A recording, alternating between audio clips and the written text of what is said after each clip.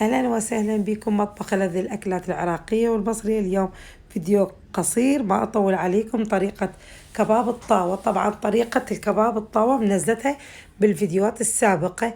أشوفكم اليوم على السريع، غدوة على السريع مسويتها. هي كباب الطاوة وياها بطاطس الصوابع وباذنجان وسلطة خضار، خس وطماطم وخيار وبصل وفلفل ألوان وشوية مخللات وشوية خضرة من هاي الحلوة.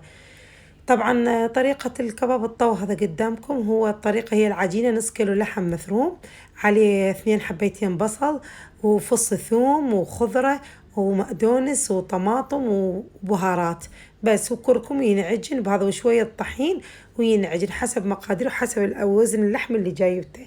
طبعا سهل، طريقة حلوة، أكلة سموها أكلة نواشف احنا عندنا بالعراق، وراح تعجبكم كلش حلوة وتصير هيجي طريقة سندويتشات بهذه الطريقة. تقلينه بالطاوة بهذه الطريقة شوف كلش حلوة. تسوين السندويش كلش حلوة، ويا شوية كباب مال طاوة وشوية بطاطس عليه وشوية باذنجان، وهذا ذوقه لكم قدامكم، وشوية خضرة من هاي الحلوة، القرقير والكراث كلش حلوة، وتاكلوها بألف هنا.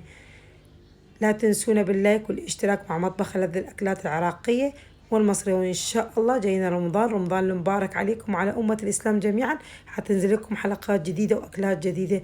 انتظرونا على هذه القناة، لا تنسوا الاشتراك واللايك. إلى اللقاء مع مطبخ لذ الأكلات العراقية والمصرية.